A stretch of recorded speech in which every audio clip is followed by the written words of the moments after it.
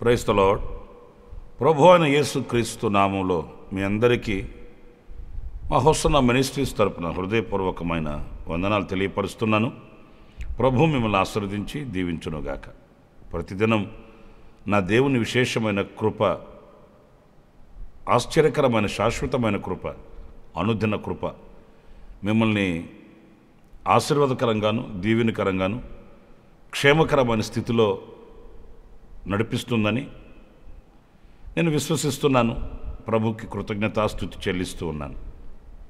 పురిలరా మా కొరకు, పరిచర్య కొరకు, అలాగే దైవ సేవకుల యొక్క భద్రత కొరకు మీరందరూ కూడా మీ ప్రార్థనలో జ్ఞాపకం చేసుకోవాలని నేను ఆశిస్తున్నాను. మంచిది. ఈ పూట పరిశుద్ధ గ్రంథంలో నుంచి ఒక చక్కటి మాట మనం చదువుకుందాము. కీర్తనల గ్రంథం 9వ కీర్తన 14వ చరణంలోని మాటలు నేను చదువుతున్నాను. మరణద్వారమున ప్రవేశించకుండా నన్ను ఉద్ధరించువాడా, నన్ను ద్వేషించువారు నాకు కలుగుచేయు బాధను చూడుము. ప్రియులారా, ఈ వాక్యంలో మరణద్వారమును ప్రవేశించకుండా నన్ను ఉద్ధరించువాడా అనే మాట ఈ పూట కాస్త మనం ఆలోచిస్తే, ఈ లోకంలో మనల్ని ఉద్ధరించువారు ఎవరున్నారండి? మన స్వల్పమైన బుద్ధితో, సంకుచితమైన మనసుతో మనం వాళ్ళని వీళ్ళని చూసి వీళ్ళు ఉద్ధరిస్తారు, వాళ్ళు ఉద్ధరిస్తారు అని మనం అనుకోవడం తప్ప, ఎవరు కూడా ఒక శాశ్వతమైనటువంటి ఆదరణ, ఆప్యాయతను చూపించే వ్యక్తులు లోకంలో కరువే అని చెప్పుకోవాలి. మనం అనుకుంటాం మన పిల్లలను చూసి ఆడు ఉద్ధరిస్తాడు, ఈడు ఉద్ధరిస్తాడు అలాగని. కానీ దానికంటే కూడా శ్రేష్టమైనటువంటి ఆదరణ, ఆశ్రయం, ఓదార్పు ఇవన్నీ ప్రభువులో మనకు కనిపిస్తాయండి. ఆయన మనల్ని ఉద్ధరించువాడు. తల్లి మరచిన, తండ్రి విడిచిన విడుస్తాడు, మర్చిపోతారు అని కాదు నేను చెప్పేది. ఒకవేళ విడిచిన ఆయన మనల్ని విడిచిపెట్టే దేవుడు కాదు. ఆయన ఎన్నడూ కూడా మనల్ని దాటుకొని వెళ్ళేవాడు కాదు. ఎవరో విడిచిపెట్టారని, ఎవరో దూరం అయిపోయారని వాళ్ళని ఆయన ఆధారం చేసుకొని ఆయన చేయి విడిచేవాడు కానే కాదు. వాక్యంలో మనం చదువుతామండి, కృంగిన వారిని ఆయన లేవరెత్తువాడని, ముదిమి వచ్చు వరకు నిన్ను ఎత్తుకున్నవాడని. ఇలాంటి శ్రేష్టమైన మాటలు ఎన్నో మనకు పరిశుద్ధ గ్రంథంలో కనిపిస్తాయి. అందుచేత ఆయన మనల్ని ఉద్ధరించువాడు అన్నప్పుడు ఒక ప్రశ్న కూడా మనకు కలగాలి. ఎవరిని ఉద్ధరిస్తాడు? దేనిని బట్టి ఆయన మనల్ని ఉద్ధరిస్తాడు? ఎందుకంటే ఆపద వచ్చినప్పుడు దేవుని దగ్గరకు వచ్చేవాళ్ళు కోకొల్లలుగా ఉన్నారండి ప్రపంచంలో. ఆపద ముక్కులు మొక్కుకుంటూ ఏదో ప్రతిఫల అపేక్ష కలిగి ఈ సమయంలో ఆయన దగ్గరికి వెళితే ఆయన సహాయం చేస్తాడు అనే ధోరణితోనే ఆయన చెంతకు వచ్చేవాళ్ళు ఎందరో ఉన్నారు. ఆ తర్వాత మళ్ళీ వాళ్ళ పూర్వపు పరిస్థితుల్లోకి వెళ్ళిపోయేవాళ్ళు వీళ్ళంతను. అయితే దేవుని వాక్యానుసారంగా మనం చదివినప్పుడు ఎవరిని ఆయన ఉద్ధరిస్తాడు, దేనిని బట్టి అన్నప్పుడు పరిశుద్ధ గ్రంథంలో కొన్ని మాటలు మనకు కనిపిస్తాయి. 41వ కీర్తన 12వ చరణంలో మనం చదివినప్పుడు, నా యథార్థతను బట్టి నీవు నన్ను ఉద్ధరించుచున్నావు. ప్రియులారా చూడండి, యథార్థతను బట్టి ఆయన మనల్ని ఉద్ధరిస్తాడంట. అంటే మనకు ఆ యథార్థత ఎంతైనా ఉండాలండి. ఇది మనకు కష్టతరమైనది ఏమీ కాదు. ఒకవేళ కష్టతరమైనది అయితే ఏమండి, అంత కష్టతరమైన దానిని మనం కలిగి ఉండాలంటే ఎలా కుదురుతుంది? ఆ కష్టతరమైనది మనం కలిగి ఉంటే ఆయన మనల్ని ఆదరించడం ఏంటండి అని మనం నెపం ఎంచవచ్చండి, నెపాల మోపవచ్చండి. కానీ ఒక వ్యక్తికి యథార్థంగా జీవించడం అనేది కష్టతరమేమీ కాదు. అది అలవాటు చేసుకోక, ఆచరణలోనికి తీసుకొని రాక మనం దానిని యథార్థతని దూరాన పెట్టి ఉన్నాం. కానీ వాస్తవంగా మనం అలా అలవాటు చేసుకుంటే, యథార్థంగా బ్రతకడానికి మనం అలవర్చుకుంటే కష్టతరమైనదేమి కాదు, అది ఎంతో దీవెనకరమైనది కూడా. అపోస్తలుల దినాలలో వాళ్ళకి కలిగిందంతా అమ్మి తీసుకుని వచ్చి అపోస్తలుల పాదాల దగ్గర పెడితే అపోస్తలులు అక్కరలను బట్టి అందరికీ సమిష్టిగా వాటిని పంచుతూ అదొక ఆనందాన్ని వాళ్ళు ప్రజలకు రుచి చూపించారు. ఒకరు గనులుగాను, ఒకరు అల్పులుగాను, ఒకరు ఐశ్వర్యవంతులుగాను, మరొకరు పేదవాళ్ళుగాను. అలా ఉండేదానికంటే మనమంతా సమానంగా సంతోషంగా బ్రతుకుతాము అని వాళ్ళు బోధించినప్పుడు ఆ బోధకి అందరూ శిరస్సు వంచారండి. అలాగే చేద్దాం, మాకు ఎక్కువగా ఉంచుకొని మేం చేసేదేముంది, వాళ్ళకి ఏమీ లేకుండా వాళ్ళు కన్నీళ్లు కార్చడం ఏంటి, అలాగే చేద్దాం అని వాళ్ళకు కలిగిందంతా తీసుకుని వచ్చి అపోస్తలుల పాదాల దగ్గర పెట్టినప్పుడు వాళ్ళు సమానంగా అక్కర్లను బట్టి వాళ్ళకి పంచుతూ వాళ్ళు సంతోషంగా ఉన్నారండి. మనకంతా బాగా తెలిసిన సంగతి.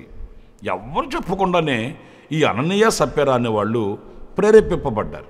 మనం కూడా అట్లాగే చేద్దాం, మనకి కలిగింది తీసుకుని వెళ్ళి అపోస్తలుల దగ్గర పెట్టేద్దాం. ఎవరు చెప్పింది కాదు, అది వాళ్ళకై వాళ్ళు ఆలోచించుకుంది. కానీ చూడండి, ఎంతోమంది ఆశీర్వదించబడుతున్నారు కదా. ఇప్పుడు కష్టతరమైనది అయితే అందరికీ కష్టతరం కావాలి కదా. వీళ్ళ మనస్తత్వాన్ని బట్టి వీళ్ళకి కష్టమైంది. ఏం చేశారు? అమ్మారు, దాంట్లో మరలా కొంత దాచుకున్నారు. అసలు ఇవ్వమని చెప్పింది ఎవరు? చేయమని చెప్పింది ఎవరు? మీ మనస్ఫూర్తిగా మీరు అనుకున్నారు అలాగా, మరి చేయొచ్చు కదా.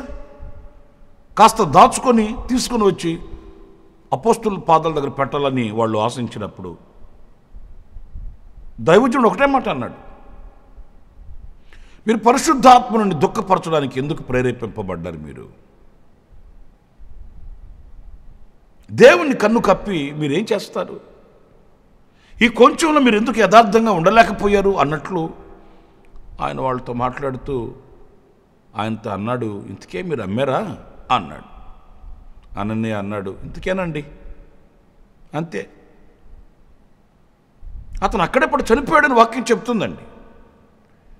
ఎందుచేతనంటే మనం ఇచ్చే కానుక కాదు దేవునికి కావాల్సింది, ఆ కానుకనిచ్చునే ఇచ్చే సమర్పణ కలిగిన హృదయం ఉంది కదా, అది కావాలి దేవునికి.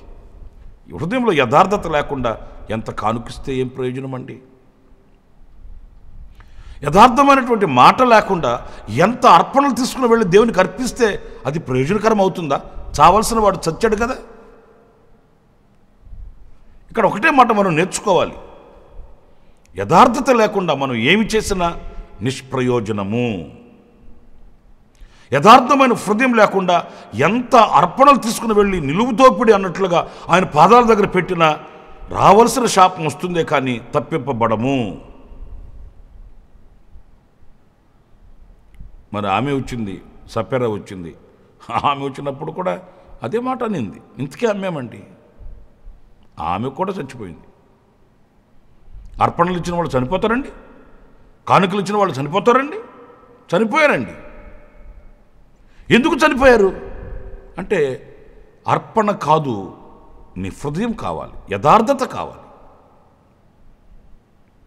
నా ప్రియమైన సహోదరులారా, పరిశుద్ధుడైన పౌలు అంటాడు, మంచి పోరాటము పోరాడి తిని నా విశ్వాసాన్ని కాపాడుకున్నాను, నా కొరకు జీవ కిరీటం, ఒక నీతి కిరీటం దాచబడి ఉంది అన్నాడు కదా.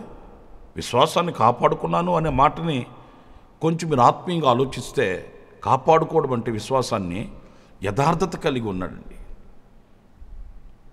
విశ్వాసానికి అనేక విధములైన పోరాటాలు కలుగుతాయి, కష్టమైన క్లిష్టమైన పరిస్థితులు వస్తాయి. అలాంటప్పుడు యథార్థవంతుడైన వాడు ఆ పరిస్థితుల్లో విశ్వాసాన్ని కాపాడుకుంటాడు. యథార్థత లేకుండా విశ్వాసాన్ని కాపాడుకోలేమండి. ఏముందండి, ప్రక్కకెళ్ళి నేను పరిస్థితులను బట్టి ప్రభువుని నమ్ముకున్నానే కానివ్వండి, నాకు అంత భక్తి లేదండి అని చెప్పచ్చు. మరలా ఇక్కడికి వచ్చి భక్తి కలిగిన వాడిగా, విశ్వాసవీరుడిగా కొనసాగించబడవచ్చు. యథార్థత కోల్పోతే విశ్వాసంలో లేడనే మనం గుర్తించాలండి. విశ్వాసానికి యథార్థతకి పొందిక ఉందండి. ఈ విశ్వాసము యథార్థత ఈ రెండు కూడా సమపాలలో ఉంటాయండి. యథార్థత లేనివాడు విశ్వాసంలో ఉండలేడు. బయట ఒక మాట, లోపల ఒక మాట. చర్చికి వస్తే చర్చిలో ఒక మాట, సమాజంలోకి వెళితే సమాజంలో ఒక మాట. యథార్థత లేదు. యథార్థత లేనివాడు ఎలా విశ్వాసి అవుతాడు? విశ్వాసి కాలేడండి, విశ్వసించలేడండి. కనుక యథార్థత అనేది చాలా ప్రాముఖ్యమైనది. యథార్థతను బట్టి ఆయన మనల్ని ఉద్ధరిస్తాడటండి. నా ప్రియమైన దేవుని బిడ్డలారా, పరిశుద్ధ గ్రంథంలో మనం మన పితరుల యొద్దకు వెళితే ఇశ్రాయేలీలలో కొంతమంది అరణ్య యాత్రలో ఆకులు రాలినట్లుగా రాలిపోయారంటండి. ఒక వింత మనకు బాధ కలుగుతుంది. ఎందుకంటే పాలు తేనెలు ప్రవహించు దేశాన్ని చూడాలని వాళ్ళు ఎంత ప్రలాపించారో. వాళ్ళ కదా మొరపెట్టింది. వాళ్ళ మొరను విన్న దేవుడు వాళ్ళని విడిపించాడు. వాళ్ళు ఆశించిందేంటి? అరణ్యములో రాలిపోవాలనా? అరణ్యములో ఆకులు రాలినట్లుగా కూలిపోవాలనా? కాదు కదా. పాలు తేనెలు ప్రవహించు దేశాన్ని చూడాలని వాళ్ళు అనుకున్నారు, కానీ కొంతమంది చూడలేకపోయారండి.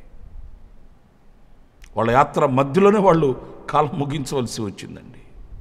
కాస్త బాధాకరమైన విషయాలు ఇవన్నీ.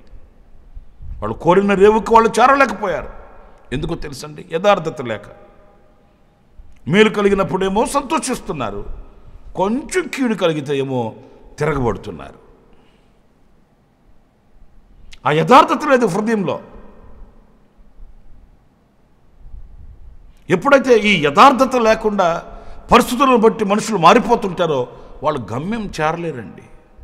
కాస్త మన మనసుకి ఇవి బాధాకరమైన మాటలు అయినప్పటికీ మనం సరిచేసుకోవడానికి దేవుని వాక్యం అండి ఇది. ఈ యథార్థత లేకుండా వాళ్ళు ఆత్మీయ యాత్రలో ఉన్నప్పటికీ, ఐగుప్తు విడిచినప్పటికీ కూడా వాళ్ళు గమ్యం చేరుకోలేదు. వాళ్ళు కోరిన రేవుకు వాళ్ళు వెళ్ళలేకపోయారు. వాళ్ళు చేసిన పాపం ఏదో గొప్ప పాపమే కాకపోయినా వాళ్ళ హృదయంలో ఉన్న ఆ యథార్థత లేని స్థితి వాళ్ళని మరణానికి ఆహుతి చేసింది. ఇవన్నీ మనం నేర్చుకోవలసిన పాఠాలే అని చెప్పుకోవాలి. గనుక నా ప్రియులరా, యథార్థతను బట్టి ఆయన మనల్ని ఉద్ధరిస్తాడు. ఒకవేళ మనుషులు చేయి విడిచిపెట్టవచ్చు, మన యథార్థతని మనుషులు గుర్తించకపోవచ్చు, మన యథార్థతను బట్టి అనేకులు మనల్ని నిందించవచ్చు. అయినా పర్లేదు, దేవుడు మనల్ని ఉద్ధరిస్తాడు. ఆయన మనల్ని ఆదరిస్తాడు. ఆయన మనల్ని రక్షిస్తాడు, కాపాడుతాడు, తప్పిస్తాడు. ఆయన మనకు అండగా నిలుస్తాడు. కొండంత అండ మన ప్రభువు అండి. మనకు ఆ కొండను దాటుకొని రాగలిగిన వాడు ఎవడండి? గనుక ఈ యథార్థతని విడవకూడదు. మరొక మాట నేను మీకు జ్ఞాపకం చేస్తాను. అది 69వ కీర్తన 29వ వాక్యం. నేను బాధపడిన వాడనై వ్యాకులపడుచున్నాను, దేవా నీ రక్షణ నన్ను ఉద్ధరించునుగాక. పురులారా, ఆయన రక్షణ మనల్ని ఉద్ధరిస్తుందట. ఇప్పుడు నేను ఒక్క మాట మిమ్మల్ని అడుగుతున్నాను. దేవుడు మిమ్మల్ని ఉద్ధరించాలి అన్ని విషయాలలో.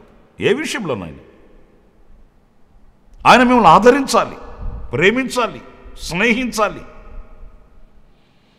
ఆయన మీకు అడుగులు నేర్పాలి, ఆనందాన్ని ఇవ్వాలి, ఆదరణతో మిమ్మల్ని ముందుకు తీసుకుని వెళ్ళాలి అనే కోరిక మీకుంటే ఒక ప్రశ్న: మీరు రక్షణ అనే అనుభవాన్ని కలిగి ఉన్నారా? రక్షించబడిన వారేనా?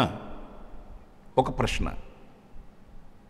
ఈ రక్షణ మనం కలిగి ఉంటేనే మనం ఉద్ధరించబడతామట.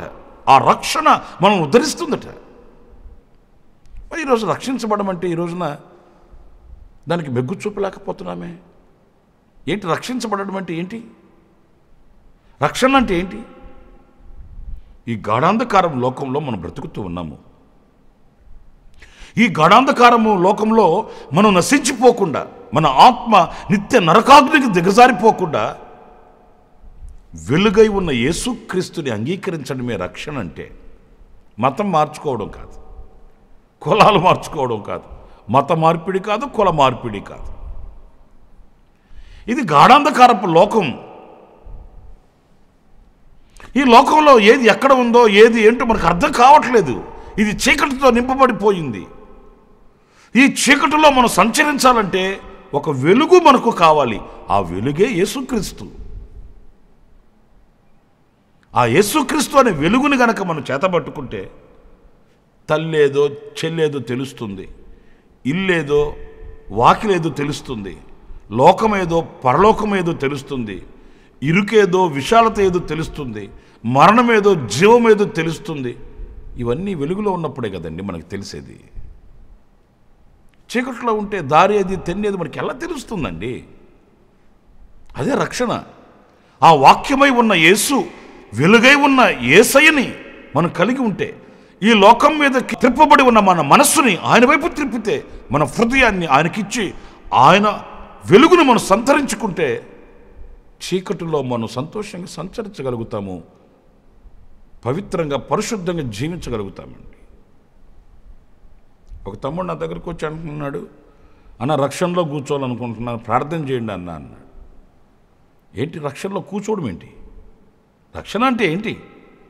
నీ పాపముల నిమిత్తమై పశ్చాత్తాపపడి యేసుక్రీస్తుని సొంత రక్షకునిగా అంగీకరించి, నాయనా నీ వెలుగులో నన్ను నడిపించు, నేను చీకటిలో ఉన్నాను గనుక నాకు ఏది క్షేమమో ఏది క్షేమము కాదో నాకు తెలియట్లేదు, ఏది పాపమో ఏది పుణ్యమో నాకు తెలియట్లేదు, అంచేత నీవు నన్ను చేపట్టి నీ వెలుగులో నన్ను నడిపించమని మన జీవితాన్ని ఆయనకు అప్పగించుకోవడం, నాశన కోపంలోనికి మనం దిగజారిపోకుండా మనం రక్షించబడటమే రక్షణ. ఒక యాక్సిడెంట్ జరగబోతుంది, వెంటనే ఆ ముందున్న వ్యక్తి తప్పించుకొని బయటపడిపోయాడు, వెంటనే ఏమంటాం? రక్షించబడ్డాడు రా అంటాం. అంతేగాని అక్కడ కూర్చొని నేను రక్షణలో కూర్చుంటా అంటామా? కాదు కదా. క్షణాలలో ఆ యాక్సిడెంట్ జరగకుండా అతడు అక్కడి నుంచి తప్పింపబడ్డాడు, వెంటనే మనం ఏమంటాం? ఆహా రక్షించబడ్డాడు రా బాబోయ్ అట్లా అంటాం. అంతే. లోకము యొక్క శాపాన్ని మనం పొందుకోకుండా, మన ఆత్మ దిగజారిపోకుండా మనల్ని మనం రక్షించుకోవడం, యేసుక్రీస్తుని అంగీకరించి మనం తప్పించబడడం, ఆయన మనకు వెలుగునిస్తాడు, ఆ వెలుగులో జీవితాన్ని నడుపుకోవడం రక్షణ. ఈ వెలుగు అనే రక్షణ ఎవరైతే పొంది ఉంటారో వాళ్ళు ఆయన ఉద్ధరిస్తాడు. ఎందుకు ఉద్ధరిస్తాడు అనంటే వాళ్ళు వెలుగు సంబంధులే ఉండడానికి ఇష్టపడ్డారు కనుక, వాళ్ళు పవిత్రంగా ఉండడానికి ఇష్టపడ్డారు కనుక. అంతేగాని మా మతం కాదని కాదు, నువ్వు రక్షణ పొందలేదు అంచేత నువ్వు మా మతం కాదు, మా కులం కాదు, నువ్వు వేరే కులస్తుడివి వేరే మతస్థుడివి అని కాదు. కులానికి మతానికి దేవునికి సంబంధం లేదు. అసలు కులాలలో ఏముందండి, మతాలలో ఏముందండి? మన మనస్సు మారి మార్పు చెందిన వారమై మధురమైన జీవితాన్ని పొందుకోవడానికి మనలో ఒక మార్పు సంతరించుకోవాలి. కానీ ఇవన్నీ వట్టి కార్యక్రమాలండి. గనుక ఆయన రక్షణ పొందిన వారిని ఎందుకు ఉద్ధరిస్తాడు అని అంటే, వారు పవిత్రంగా ఉండడానికి, పరిశుద్ధంగా ఉండడానికి, నీతిగా జీవించడానికి, దైవత్వాన్ని అనుసరించడానికి, దేవునితో సహవాసం కలిగి ఉండడానికి ఇష్టపడ్డారు కనుక తప్పనిసరిగా ఆయన వారిని ఉద్ధరిస్తాడు. ఈరోజు నాకు ప్రశ్న, ఇంకా నీవు రక్షించబడకపోతే ఇదే నీకు అనుకూలమైన సమయం, ఇది నీకు రక్షణ దినం.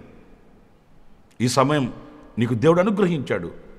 ఆయన వైపు తిరిగి, ప్రభు నన్ను నీకు అప్పగించుకుంటున్నాను, నన్ను నడిపించమని నువ్వు ఆయనకి చేయందిస్తే ఆయన నిన్ను నడిపిస్తాడు, రక్షణ భాగ్యాన్ని ఆయన నీకు ప్రసాదిస్తాడు, ఆయన నిన్ను ఉద్ధరిస్తాడు. గనుక నా ప్రియమైన సహోదరులారా, ఈ రోజున ఒక్కసారి మనల్ని మనం అర్పించుకొని తగ్గించుకొని ఆయన పాదాల దగ్గరికి వెళితే, మన పితరులకి మేలు చేశాడు, ఆనాడు మన పితరులకి గొప్ప కార్యాలు చేశాడు అని మాత్రమే కాదు, ఈనాటికి మన బ్రతుకుల్లో ఒక గొప్ప కార్యాలు చేస్తాడు. ఆయన ఉన్నతమైన కార్యాలు చేస్తాడు. మనల్ని సాక్షిగా ఆయన నిలబెడతాడు. లోకంలో ఏ ఆదరణ మనకు లేకపోయినా ఆదరణకర్తగా ఆయన నిలిచి మనల్ని నడిపిస్తాడు. ప్రార్థన చేసుకుందామా? కృపాసత్య సంపూర్ణుడా, జీవాధిపతి అని ప్రభువా మీకు వందనాలు చెల్లిస్తూ, మీరు ఉద్ధరించు దేవుడు అని, కృంగిన వారిని లేవనెత్తు దేవుడు అని, ప్రభువా మా యథార్థతను బట్టి మీరు మమ్మల్ని ఉద్ధరించు దేవుడు అని, మీరు మాకు అనుగ్రహించిన రక్షణను మేము పొందుకుంటే మీరు మమ్మల్ని ఉద్ధరించువాడు అని మీ లేఖనాలలో మేము తెలుసుకుంటూ వచ్చాం. అలాంటి అనుభవాల్ని మేము కలిగి ఉండడానికి మీ సహాయాన్ని మేము వేడుకుంటున్నాము. మీ కృపను మాకు అనుగ్రహించమని వేడుకొనుచున్నాము. ప్రభు, మీరు తప్ప మాకెవరూ లేరు నాయన. మీరు తప్ప వేరొక ఆశ్రయం మాకు లేదు.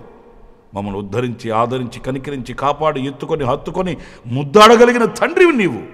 అందుకే మీ పాద సన్నిధిలో మరొకసారి శిరస్సు ఉంచి మీకు నమస్కరించుకుంటూ, మమ్మల్ని మీకు అప్పగించుకుంటూ, మీరే మాకు ఆదరించు దేవునిగా ప్రత్యక్షమై నడిపించమని, ఎవరైతే ఆదరణ లేక శోధనలతో కొట్టుబిట్టులాడుతూ, శ్రమల చేత పరిశుద్ధపరచబడుతూ, పరిశీలించబడుతూ, పరీక్షించబడుతూ ఎవరైతే వేదనల్లో ఉన్నారో వారికి ఆదరణ కలుగు చేయండి, ధైర్యాన్ని కలుగు చేయండి, విశ్వాసమును అనుగ్రహించండి, బలమును అనుగ్రహించండి. నీ కొరకే సాక్షిగా నిలుచుటకు సహాయం చేయమని మీ పాద పద్మానికి అప్పగిస్తూ యేసు నామములో ప్రార్థించి వేడుకొనుచున్నాను తండ్రి. ఆమేన్. ఆమేన్. ప్రభు మిమ్మల్ని ఆశీర్వదించి దీవించునుగాక. విశేషమైన కృప ఈ దినమంతా నా దేవుడు మీకు సమృద్ధిగా అనుగ్రహించునుగాక. ఆమేన్. ప్రతి దినము ఈ అనుదిన కృపాను సందేశాల కొరకు, ఇంకా మరిన్ని ఆత్మ సంబంధమైన సందేశాల కొరకు ఈ మా యూట్యూబ్ ఛానల్ ని సబ్స్క్రైబ్ చేసుకోండి. Pastor Ramesh, ministries.